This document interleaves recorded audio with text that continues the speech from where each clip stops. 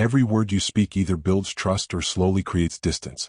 Most people never notice it, but the way we talk reflects the condition of our mind. How we listen, how quickly we cut in, and how much we chase approval without even realizing it all reveal whether we have self-control or we're still driven by insecurity. Marcus Aurelius said that the soul is colored by the thoughts it carries, and the words we speak are simply those colors expressed out loud. Stoic communication isn't about talking more. It's about speaking with calm awareness and disciplined intention. In this video, we're going to explore 8 subtle conversational tendencies that can quietly make people pull away from you, and how Stoic wisdom can help you bring more clarity, patience, and emotional balance into the way you speak. And stay with me until the end because I'll share 3 simple daily practices that help you speak less, mean more, and leave a stronger impression without trying too hard. One of the most common mistakes people make is talking too much about themselves. Most people speak to express themselves, but a Stoic speaks to understand. There's a quiet kind of pride hidden in the habit of turning every discussion back to your own stories. When you do it, you don't even notice. You're excited, you want to connect, you want to be relatable. But slowly the energy shifts. People smile less, their focus drifts, and the connection you were hoping for gently slips away. Because what people truly want in a conversation isn't more information about you. They want to feel noticed, understood, and valued. They want to feel like their presence matters. And when every sentence begins with I, you stop seeing them altogether. Marcus Aurelius reminded us not to waste our life with thoughts that serve no shared purpose. In simple terms, don't speak just to show yourself. Speak to create understanding, peace, or respect. When you dominate a conversation, you send a quiet message that your world is more important than theirs. That's not confidence. That's insecurity wearing confidence like a mask. Stoicism teaches that a steady mind doesn't hunger to be heard. It listens deeply so it knows what deserves to be said. The next time you're about to tell your story, pause for a moment and ask yourself if you're adding value or just asking for validation. If it's validation, stop and shift the focus back to the other person. Ask something that opens up their world instead of repeating your own. When you speak less, your words start to matter more. When you stop making conversations about yourself, people begin to feel your presence more deeply. The Stoic approach to conversation isn't silence just for the sake of silence. It's clear intention shaped by self-control. Your restraint becomes a reflection of inner order. Every time you choose not to fill the moment with your own story, you reclaim your energy and earn respect without asking for it. Speak with purpose instead of impulse. Listen as if every person has a universe to teach you because they do. And remember, the less you talk, the more others feel heard, and people always return to the ones who truly listen. Another behavior that creates distance is interrupting someone in the middle of their sentence. Cutting someone off is like saying without words that what you want to say matters more than what they're saying right now. It's not always arrogance. Sometimes it's eagerness, impatience, or a mind that moves too fast. But the result is always the same. The moment breaks. What could have been a genuine exchange becomes a quiet battle for space. When you interrupt someone, you don't just break their sentence. You break a bit of their dignity. The Stoics saw this as a failure of moderation, the virtue of restraint. Because if you can't control the urge to speak, how can you hope to control anything else? Epictetus said that no one is truly free unless they master themselves. Every time you rush to respond, you hand your freedom over to ego, impulse, and the fear of silence. You may think you're showing interest, but what you're really showing is a lack of discipline. Marcus Aurelius reminded us that a wise person knows both when to stay silent and when to speak. When you interrupt, you close the door to understanding. But when you pause, even for 2 simple seconds, you create a space where truth can appear, and that space is where respect grows. The Stoic practice is simple. Pause, breathe, observe. When someone is speaking, hold your response until they finish. Feel that moment of restraint. That strength hidden inside silence. Let them complete their thought not because you're agreeing with them, but because you respect them as a human being. Every time you resist the urge to jump in, you sharpen your patience and teach your mind to understand before reacting. This kind of discipline doesn't make you quieter, it makes you stronger. In a world obsessed with constant noise, a calm listener becomes almost magnetic. People always remember how they felt when they spoke to you, whether they felt rushed or relaxed, dismissed or genuinely valued. Someone who communicates with Stoic calm gives others the space to finish their thoughts, and that small act turns ordinary exchanges into real connection. You stop blending in with the loudness around you and start becoming a steady mirror, someone through whom others hear their own thoughts more clearly. Ironically, that earns you more influence than any perfectly timed interruption ever could. Train yourself to wait. Count a couple of seconds before responding. Let silence work in your favor instead of fearing it. Silence reveals the things words often fail to show: patience, confidence, respect. When you learn to hold that pause, people naturally feel more at ease around you. They speak more openly, and in that openness, they uncover truths only patience can bring out. Never forget, interrupting is easy. Listening is a skill. Stoicism teaches that ruling your tongue is another form of ruling your life. So breathe before you speak. Let people finish without cutting them off. And when your turn finally comes, speak with such calm precision that your words carry the weight of every interruption you chose not to make. Patience earns more respect than cleverness ever will. Another subtle habit that pushes people away is quiet negativity, the small complaints we barely notice. Have you ever watched how one complaint can shift the energy of an entire room? It begins with something tiny, a careless sigh, a frustrated, "Why does this always happen to me?" or a sarcastic comment disguised as humor. Slowly that tone spreads. The brightness in the room fades. A conversation that could have been light and uplifting suddenly feels heavier, and without realizing it, we become the source of the tension we don't want. The Stoics warned about this long before us. Whatever we repeatedly think about, we slowly become. A mind stuck on irritation paints the whole world in darker tones. And the worst part is that negativity is contagious. It doesn't stay inside your mind, it leaks into your voice, your posture, even the silence between your sentences. Seneca said we suffer more in imagination than in reality. That is the core of complaining. It gives strength to imagine pain and blocks our access to real peace. The more we repeat our frustrations out loud, the deeper they carve themselves into us. Every "I can't believe this" is practice for helplessness. The Stoic approach isn't about burying your emotions, it's about questioning them. Is this truly unfair, or am I expecting life to be easier than it actually is? Is this moment a punishment or simply a test of discipline? The moment you stop reacting and start observing, your complaints lose their power. You start realizing life is rarely as cruel as your commentary makes it seem. A Stoic doesn't pretend difficulty doesn't exist. They simply refuse to make it heavier by repeating it. Marcus Aurelius reminded himself daily that if something can be endured, then endure it. Stop complaining. There's a steady authority in those words. No dramatics. No self-pity. Just choice. Either endure it or change what can be changed, nothing else. Imagine if every time you felt the urge to vent, you used that energy to take one small step forward instead. One tiny improvement. One quiet act of resilience. That is the Stoic transformation, turning irritation into fuel. The next time you feel negativity rising, pause and breathe through it. Instead of saying, "This is terrible," try asking, "What can I learn from this?" Instead of retelling the same negative story, redirect your attention to something within your control. When you change the direction of your words, you shift the direction of your thinking. The world won't suddenly become flawless, but your inner world will stop being poisoned by repeated complaints. Negativity may feel honest, but most of the time it's just the easiest response. There's no courage in pointing out what's wrong. Real wisdom is staying steady in front of it. Every complaint is a moment where strength could have grown but didn't. When you rise above that impulse, people notice it. They feel your steadiness, the quiet confidence of someone who doesn't need to spread bitterness to prove they care. A Stoic doesn't speak to amplify pain, they speak to restore balance. The moment you gain control over the words leaving your mouth, you gain control over the thoughts that stay in your mind. Talk less about what drains you, more about what builds you, and watch how the energy around you slowly shifts to match your clarity. Another habit that pushes people away is the urge to constantly correct others. The stronger the desire to fix someone's words, the less peace you actually have. It feels noble, ensuring accuracy, cleaning up misunderstandings, setting facts straight, but most of the time it's not about truth at all. It's about control. We correct because we struggle with imperfection, or because some part of us fears going unnoticed. Yet the Stoics remind us that peace doesn't come from proving others wrong. It comes from mastering the need to prove anything in the first place.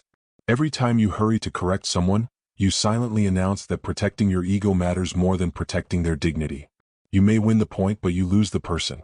Marcus Aurelius faced endless disagreements as emperor, yet he wrote that we shouldn't spend our time arguing about what a good person should be, we should simply be one. That's Stoic wisdom at its purest. Stop showcasing virtue and start practicing it. Correcting people over and over is often just a quiet way of performing superiority, a way of saying, "I know better." But real wisdom doesn't need to shout its presence. It shows up in steadiness, in consistent behavior, in calm strength. Silence isn't surrender, it's a strategy. By staying composed when others slip, You become the steady center in the storm. Think about it. People who can't stop correcting others are never remembered for their accuracy, they're remembered for how draining they were. But people who choose patience over pride earn something far deeper: respect. A Stoic doesn't treat every minor mistake like a battlefield. They choose their battles wisely and most simply aren't worth the cost. When you let small errors slide, you protect your inner stillness. You remind yourself that being respected matters more than being right. Try this in your next conversation. When someone says something slightly off, feel the urge to correct rise inside you, then let it pass. Notice the power in that choice. You'll feel lighter, calmer, more in control. And if the truth genuinely matters later, share it gently and without ego. A simple, "I see it a little differently," is enough. Truth shared without pride becomes a bridge instead of a blade. The goal isn't to silence anyone, it's to speak without causing harm. Seneca said it's better to conquer our passions than to conquer nations, and that includes the passion for being right. In a world overflowing with opinions, correction is cheap. Composure is rare. Every time you choose not to dominate a conversation with your correctness, you remind yourself that wisdom doesn't need to be loud. It lives in discipline, balance, and kindness. Hold your tongue a little longer. Choose calm over cleverness. Let your steadiness make your point for you. Real truth doesn't need volume, it needs presence. Another quiet conversational habit that reveals insecurity is seeking validation in the middle of your own sentences. You can hear it in the tiny pauses: "You know what I mean?" or "That makes sense, right?" It sounds harmless, even courteous, but underneath it is a quiet fear. The fear that your words aren't enough unless someone else approves them. Every time you fish for agreement in real time, you hand your confidence to the listener and wait for them to hand it back. The Stoics saw this as a dangerous dependency, trading your peace for a nod that might never come. Epictetus said that if you want to grow, you have to be willing to be misunderstood. Stop trying to manage how others perceive you. Instead, learn how you perceive yourself. Validation is always moving. Chase it and you'll spend your life exhausted. Anchor it inside yourself and you'll enter conversations with quiet certainty. A Stoic understands that self-approval isn't arrogance, it's alignment. When your words match your principles, they don't need applause to stand firm. The sound of truth isn't loud, it's steady. Think about the people who hold attention effortlessly. Not because they demand it, but because they move through conversation with grounded presence. They talk as if their worth was already settled long before they opened their mouth. You can feel it: no tension, no searching, just calm certainty. That's the energy of someone who has stopped auditioning for acceptance. Every time you say, "Do you think I did the right thing?" you invite judgment into a space where confidence should live. It isn't humility. It's self-doubt wearing the mask of politeness. To practice Stoic self-validation, begin with small steps. Before entering a conversation, remind yourself, "I speak from integrity, not insecurity." Take a breath into that idea. Let it settle inside you. When you offer your opinion, resist the instinct to search people's faces for approval. Stay grounded in your message. And if someone disagrees, good. That just means you're independent, not invisible. When you catch yourself fishing for reassurance, pause. Swap the question, "Was that okay?" with the statement, "This is what I believe." Feel how that shift moves you from seeking permission to owning your truth. Marcus Aurelius reminded himself, "It's not what they say or think about you that harms you, but what you choose to think about it." Their reaction is beyond your control. Your self-respect isn't. A Stoic doesn't need universal agreement, just alignment with their own conscience. The goal isn't to be admired, it's to be anchored. So next time you speak, imagine your words rising from a place that needs nothing in return. Let the silence afterward feel natural, not threatening. Trust that your value was established long before anyone responded. Real confidence doesn't demand an echo, it vibrates quietly from within. Confidence whispers. Insecurity over-explains. 6. Oversharing or emotional dumping. Sometimes you meet a person, and within minutes they're releasing every detail of their heartbreaks, frustrations, and the people who hurt them. The air grows heavier. You feel trapped between compassion and fatigue. We've all met someone like that, and at times we've been that person ourselves. Oversharing can feel like connection, but it's actually emotional relief disguised as closeness. You're not building a bond, you're unloading a weight. The Stoics would view this not as vulnerability but as a lapse in discipline, letting emotions take over the tongue before the mind has processed them. Seneca wrote, "It's better to master our sorrow than to pretend we've escaped it." When we spill our feelings onto anyone who will listen, we're not healing. We're dodging the hard inner work. Stoicism teaches that emotions are signals, not commands. You honor them by understanding, not by broadcasting. To speak about pain wisely, you must first sit with it quietly. That silence, not the rush to confess, is where real healing begins. Emotional dumping is often rooted in loneliness. You want to be understood, so you reveal everything, hoping that honesty will earn connection. But genuine closeness comes from steadiness, not from pouring chaos onto others. When you share too fast or too deeply, people withdraw. Not because they don't care, but because they feel overwhelmed. Suddenly they're playing the role of a therapist they never agreed to. They pull away and you feel abandoned, reinforcing the very fear that triggered the oversharing. Stoicism offers a way out. Before you speak about your pain, ask yourself, am I seeking clarity, or am I seeking release? If it's release, pause. Write it down. Breathe through it. Marcus Aurelius processed his storms on paper. Meditations was his journal, not a conversation. Let your notebook be the first place you empty the storm. Once your emotions settle, share only what becomes insight, not the raw chaos. That's when your story becomes guidance instead of a burden. In a world obsessed with openness, restraint feels revolutionary. But restraint is not suppression. It's refinement. The Stoic doesn't hide their emotions, they channel them. They choose when, where, and how to reveal feelings so that every word supports healing, not validation. People feel safe around those who manage their emotions, not those who scatter them. Your steadiness is the greatest comfort you can offer. So practice sacred silence. Speak only when your heart is settled.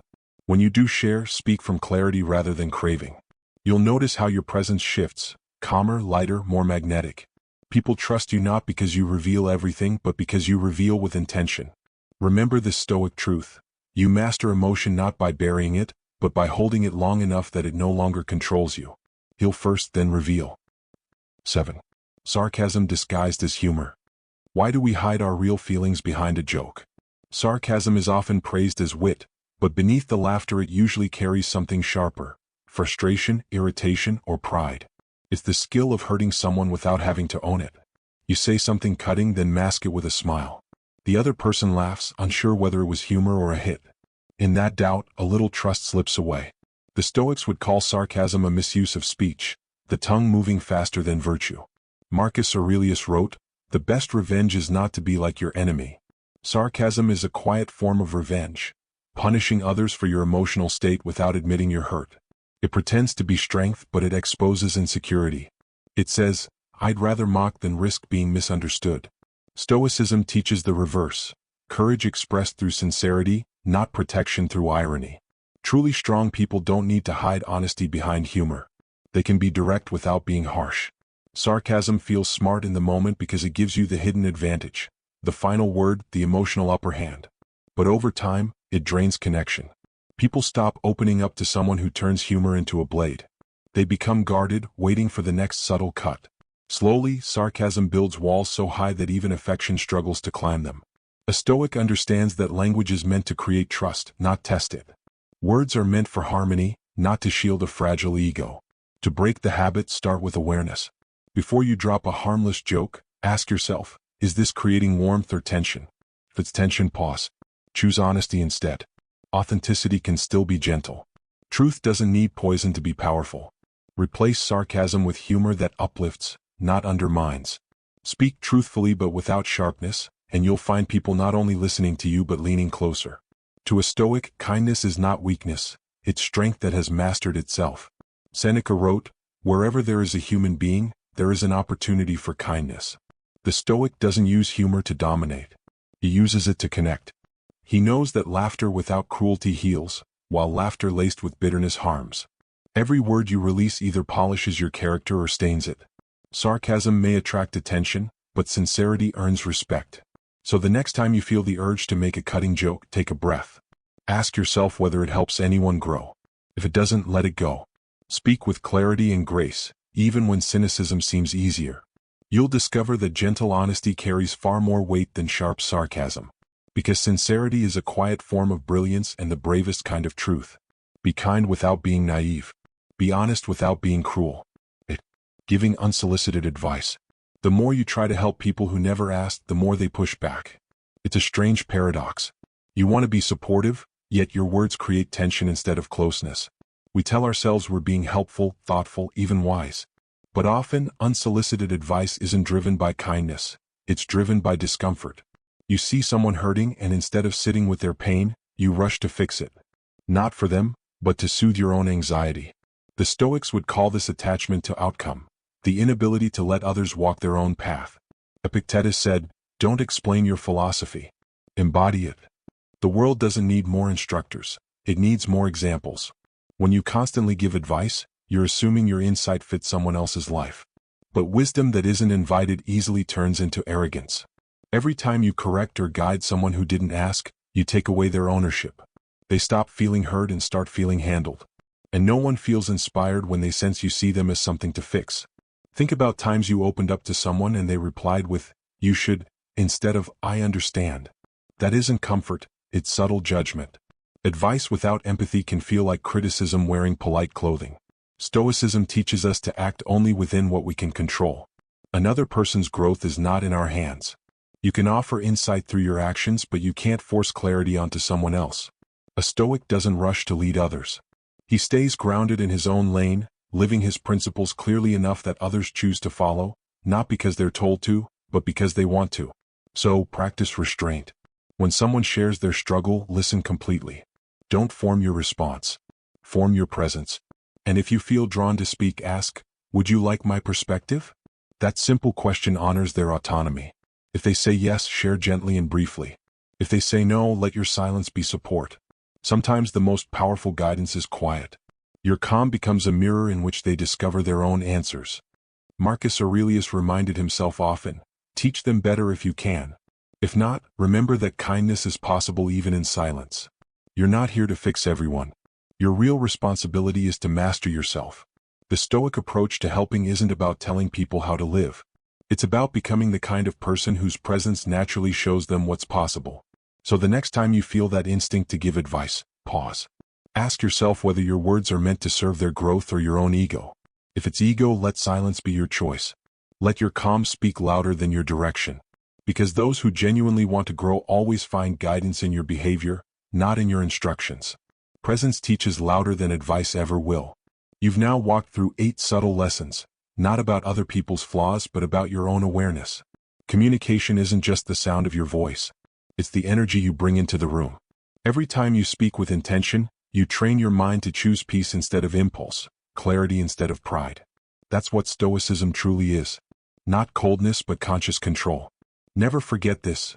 People might forget your exact words, but they never forget how you made them feel. Speak less. Listen deeply. Honor the silence between sentences. That quiet space is where real wisdom lives. Marcus Aurelius also wrote, "The soul becomes dyed with the color of its thoughts." So let your thoughts be steady, grounded, and calm. And let your words carry that same color into the world. If this message resonated with you, drop your affirmation below. I speak with awareness. Like, share, and subscribe, not for me but for the stronger version of yourself that's learning to master every word. Speak as if your character depends on it, because it does.